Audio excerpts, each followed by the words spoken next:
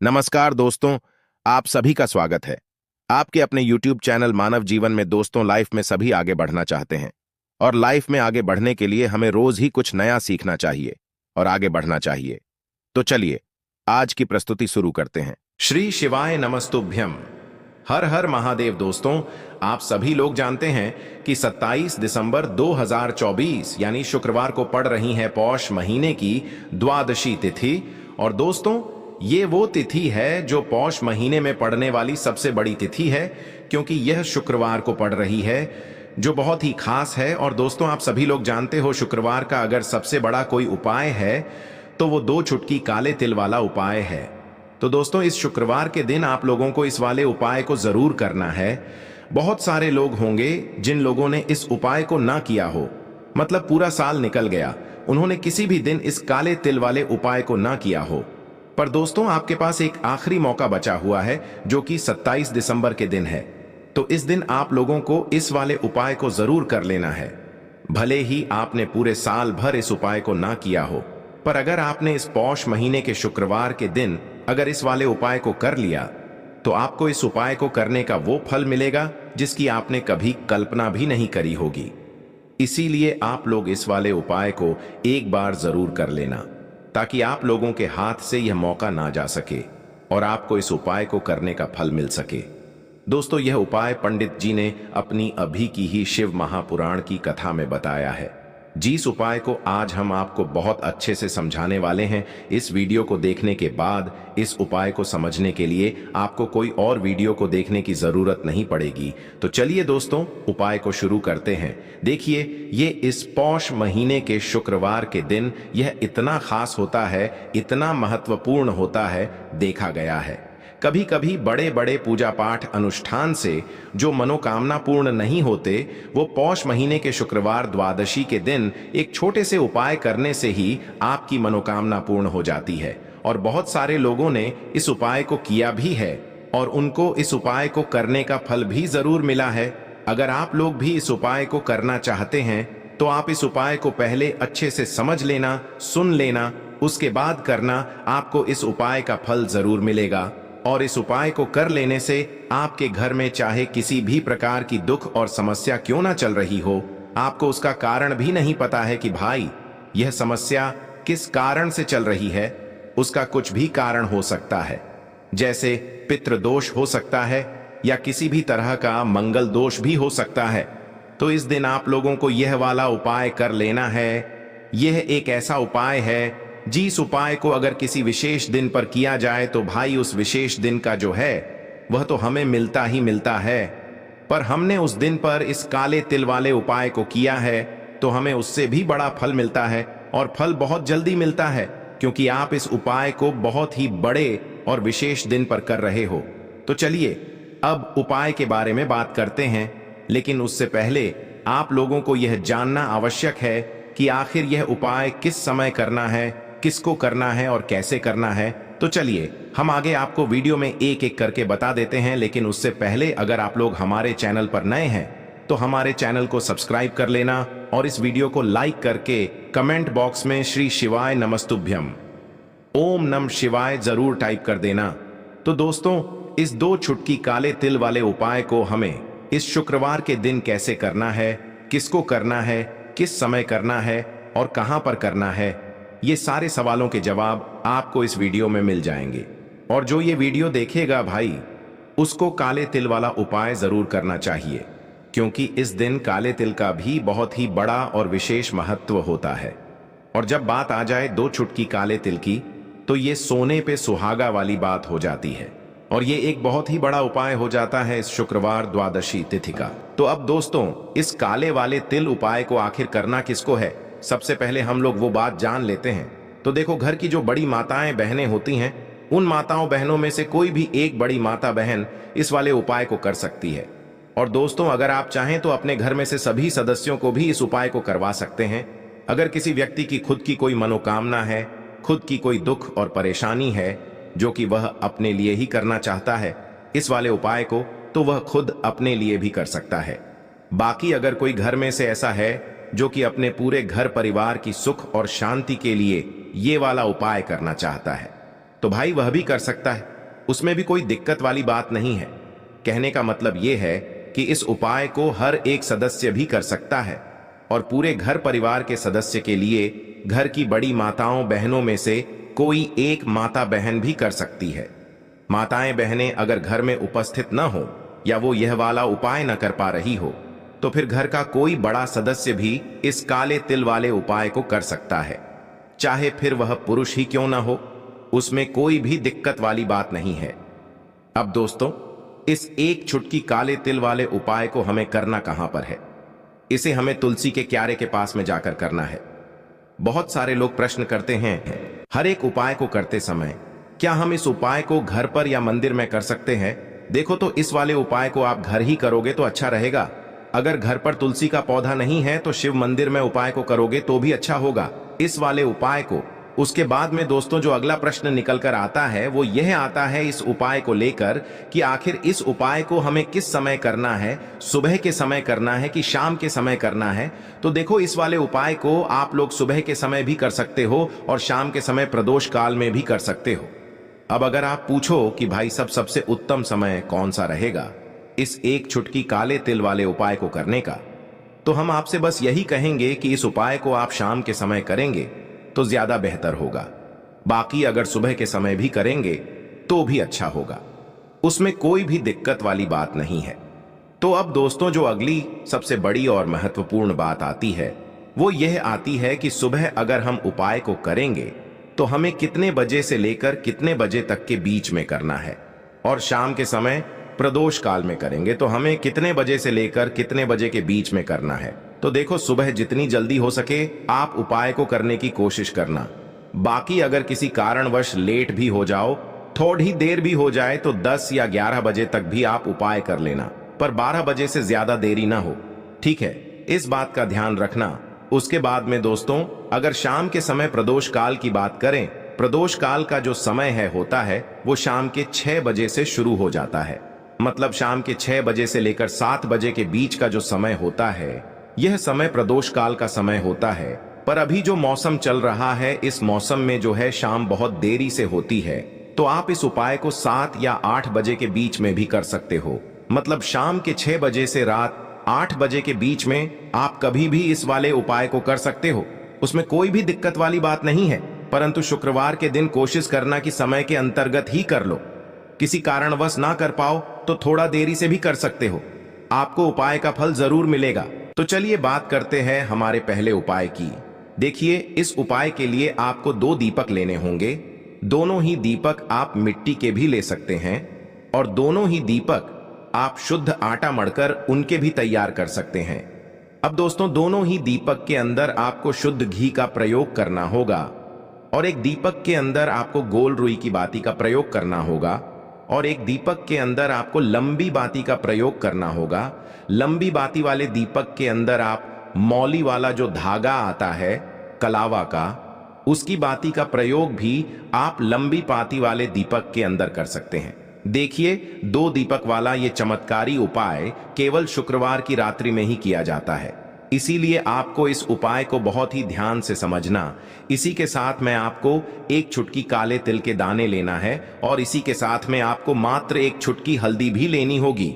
अब दोस्तों ये सभी सामग्री लेकर के आपको रात्रि के समय पहुंच जाना है अपने घर में, जहां कहीं भी तुलसी जी का पौधा, तुलसी माता का निवास स्थान है, वहां पर देखिए दोस्तों, सबसे पहले तो आपके पास जो एक गोल बाती का दीपक, उसे आपको तुलसी जी के वहां पर प्रज्वलित करना है। दीपक को प्रज्वलित करते समय आपको ओम नमो भगवते वासुदेवाय इस मंत्र का 11 बार जाप कर लेना है।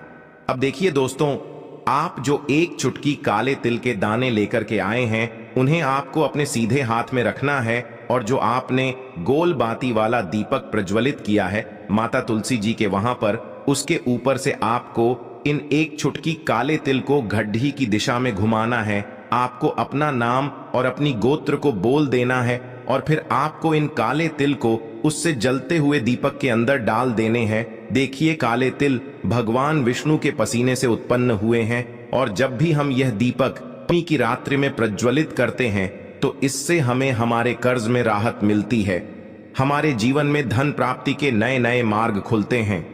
हमारा अगर कोई भी कार्य रुका हुआ है तो वह भी परिपूर्ण होता है। देखिए, गोल बाती का जो दीपक है, विशेषकर हम माता तुलसी के वहां पर भगवान विष्णु और माता लक्ष्मी के निमित्त प्रज्वलित कर रहे हैं। इस प्रकार से आपको ये दीपक प्रज्वलित कर देना है। अब जो आपके पास लंबी बाती का दीपक है, एक छुटकी हल्दी है, तो इससे आपको लेकर के पहुंचना है अपने घर के मंदिर में। आपके घर के मंदिर में माता लक्ष्मी की जो भी प्रतिमा ही मूर्ति है, उनके सामने सबसे पहले तो आपको ये लंबी बाती का दीपक रखना है। फिर आपको दीपक को प्रज्वलित कर देना है। दीपक को प्रज्वलित करते समय आपको ओम महालक्ष्मी नमः इस मंत्र का जाप करते रहना है। अब दोस्तों, आपके पास जो एक छुटकी हल्दी है, उसे आपको अपने सीधे हाथ में रखना है और इस एक छुटकी हल्दी को आपको उस दीपक के ऊपर से 11 बार घड्डी की दिशा में घुमाना है और आपको ओम महालक्ष्मी नमः मंत्र का जाप करते रहना है और इस एक छुटकी हल्दी को आपको उसे दीपक के अंदर डाल देना है। देखिए, एक चुटकी हल्दी वाला जो दीपक है, आपके जीवन से दुर्भाग्य को समाप्त करता है, माता लक्ष्मी की आपको कृपा प्राप्त करवाएगा, धन प्राप्ति के आपके जीवन में नए नए मार्ग बनाएगा। देखो, अगला उपाय है वो भी बहुत ज्यादा खास है। तीनों उपाय को आप जरूर सुनना, क्योंकि जो आपको अच्छा लगे वो उपाय आप कर सकते हैं। देखिए, इस उपाय के लिए आपको 2 हरी इलायची लेनी होगी। हरी इलायची आपको साबुत लेनी है, खंडित नहीं होनी चाहिए। और इसी के साथ में आपको मात्र थोड़ा शहद लेना है। शहद आपको मात्र आधा चम्मच या फिर उससे भी कम ले लेना है। और इसी के साथ में आपको एक दीपक ले लेना है। दीपक आप चाहे तो मिट्टी का भी ले सकते हैं और आप चाहे तो शुद्ध आटा मढ़कर उसका दीपक भी आप तैयार कर सकते हैं। इस दीपक के अंदर आपको मौली का जो धागा आता है, कलावा का, उसकी बाती का प्रयोग करना होगा। यानी कि इस दीपक के अंदर आपको लाल रंग की बाती का प्रयोग करना होगा और इस दीपक के अंदर आपको शुद्ध घी का प्रयोग करना होगा। अब ये सारी सामग्री लेकर के आपको अपने घर में जो भी मंदिर है वहां पर पहुंच जाना है और आपको माता लक्ष्मी के किसी भी स्वरूप के सामने बैठ जाना है। अगर माता लक्ष्मी की फोटो है, माता लक्ष्मी की प्रतिमा है, तो उनके सामने आपको बैठ जाना है। अगर माता पार्वती की प्रतिमा है तो उनके सामने आपको बैठ जाना है। यानी कि किसी भी माता के स्वरूप के सामने आपको बैठ जाना है। अब देखिए, सबसे पहले तो आपको माता रानी के सामने थोड़ी सी चावल की ढेरी बना देनी है। यानी कि थोड़ी सी अक्षत के दाने आपको माता रानी के सामने रखना है। उसके बाद आप जो एक दीपक लेकर के गए हैं, उस दीपक को आपको उन्हीं चावल के दानों के ऊपर रख देना है और फिर इस दीपक को आपको माता रानी के सामने प्रज्वलित कर देना है। देखें, इस दीपक को प्रज्वलित करते समय आपको ओम महालक्ष्मी नमः इस मंत्र का लगातार जाप करते रहना है। दीपक को प्रज्वलित करने के बाद आप जो 2 हरी इलायची लेकर के गए हैं, उसमें से एक हरी इलायची को तो आपको उसी दीपक के अंदर डाल देनी है और वहीं पर आपको कम से कम 21 बार ओम महालक्ष्मी नमः इस मंत्र का जाप कर लेना है। अब आपके पास जो शहद है और एक हरी इलायची है, उसे सीधे आपको लेकर के पहुंच जाना है। भगवान शिव के मंदिर में पूज्य गुरु जी ने बताया है कि यह उपाय आपको सिर्फ और सिर्फ शाम के समय ही करना होगा। शाम को जब भी सूर्यास्त का समय होता है, तो उस समय आपको यह उपाय करना है। लेकिन सबसे पहले तो आपके पास जो एक हरी इलायची है, उसे आपको उस शहद के अंदर अच्छे से डुबो देना है। यानी कि शहद का लेपन उसे हरी इलायची के ऊपर चारों तरफ आपको कर देना है। अब यह जो शहद से युक्त हरी इलायची है, इससे आपको भगवान शिव के शिवलिंग पर अर्पित कर देनी है और आपको वो श्री शिवाय नमस्तुभ्यम इस मंत्र का लगातार जाप करते रहना है। फिर इसके बाद आपको एक लोटा जल भी अपने साथ लेकर के जाना। तो यह एक लोटा जल भी आपको धीरे धीरे शिवलिंग पर समर्पित कर देना है और आपको श्री शिवाय नमस्तुभ्यम इस मंत्र का जाप करते रहना है। फिर इसके बाद आपको अपने घर आ जाना है। इस प्रकार से आपको ये उपाय कर लेना है। तो चलिए दोस्तों, जान लेते हैं गुरुजी द्वारा बताए गए दूसरे उपाय के बारे में। देखिए, इस उपाय के लिए आपको लेना है 11 चावल के दाने। गुरुजी ने कहा है, चावल के दाने खंडित नहीं लेने हैं, बिल्कुल साबुत होने चाहिए। उसके साथ में आपको लेना है एक बेलपत्र। बेलपत्र का भी एक नियम है, अगर आपके पास बेलपत्र नहीं है तो आप शिवलिंग से उठाकर उसको पुनः शुद्ध जल से धोकर इस्तेमाल कर सकते हैं। इस प्रकार आपको बेलपत्र लेना है इसके बाद आपको एक लोटा जल लेना है। अब ये सब सामग्री लेकर आपको जाना है महादेव के मंदिर में। देखो, अब आपको उत्तर साइड में खड़े हो जाना है और सबसे पहले आपको एक बेलपत्र अपने हाथ पर और 11 चावल दाने रखकर शिवलिंग के ऊपर अपना नाम और गोत्र बोलते हुए समर्पित कर देना है और ओम नमः शिवाय श्री शिवाय नमस्तुभ्यं का लगातार जाप करना है। अब आपको जो एक लोटा जल साथ में लेकर आए थे उसे धीरे धीरे बेलपत्र और चावल दाने के ठीक ऊपर आपको समर्पित करते जाना है और शिव पुराण के मूल मंत्र श्री शिवाय नमस्तुभ्यं का 11 बार जाप करना है और अपनी मनोकामना बोलते जाना है। देखो, बस छोटा सा उपाय करना है, देखना एक दिन आपके सब काम बनने लग जाएंगे। गुरुजी का बहुत ही विशेष उपाय है। चलते हैं तीसरे उपाय की तरफ। देखिए, इस उपाय के लिए आपको एक तांबे के पात्र के अंदर सबसे पहले अपने घर से शुद्ध जल लेना है। फिर इसी के साथ में आपको मात्र थोड़ा सा शहद लेना होगा। शहद आपको आधा चम्मच या फिर उससे भी कम लेना है और इसी के साथ मैं आपको एक प्यारी सी बेलपत्र ले लेनी है। बेलपत्र यदि आपको नहीं मिल पाती है तो भगवान शिव के शिवलिंग पर चढ़ी हुई बेलपत्रों को आप पुण्य शुद्ध जल से धोकर के उपयोग कर सकते हैं और बेलपत्र जो है वह कहीं से भी कटी फटी खंडित नहीं होनी चाहिए। अब ये तीनों सामग्री लेकर के सीधे आपको पहुंच जाना होगा भगवान शिव के मंदिर में। ये उपाय सुबह से लेकर के शाम तक किसी भी समय कर सकते हैं। देखिए, सबसे पहले तो आपके पास जो शहद है उससे आपको अपने सीधे हाथ की चींटी उंगली के जो पास वाली उंगली होती है अनामिका उंगली, उसमें थोड़ा सा शहद आपको लेना है और इससे फिर आपको शिवलिंग पर जहां माता सुंदरी का स्थान होता है वहां पर आपको ओम का निर्माण करना है। लेकिन जलाधारी के बिल्कुल बीच में जो स्थान होता है उससे माता अशोक सुंदरी का स्थान कहते हैं और इसी स्थान पर आपको शहद से ओम का निर्माण करना है।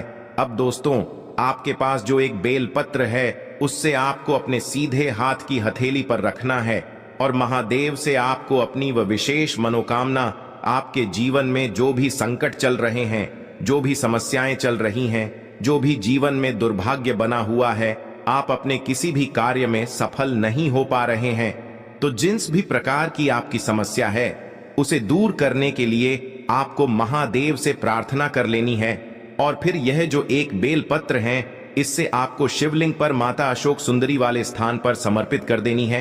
देखिए, जहां पर आपने ओम का निर्माण किया है उसी के ऊपर आपको ये बेलपत्र भी समर्पित कर देनी है। देखिए, बेलपत्र की चिकनी साइड का हिस्सा शिवलिंग से स्पर्श होगा और इसकी जो डंडी है वो आपको जलाधारी की ओर रखनी है। पत्ती वाला भाग शिवलिंग की तरफ रहेगा। इसी प्रकार से आपको यह बेलपत्र समर्पित कर देनी है। अब दोस्तों, आपके पास जो एक जल का पात्र है उसमें से थोड़ा सा जल तो आपको बेलपत्र की जो आगे वाली पत्ती है उस पर आपको समर्पित करना है और आपको श्री शिवाय नमस्तुभ्यं इस मंत्र का जाप कर लेना है।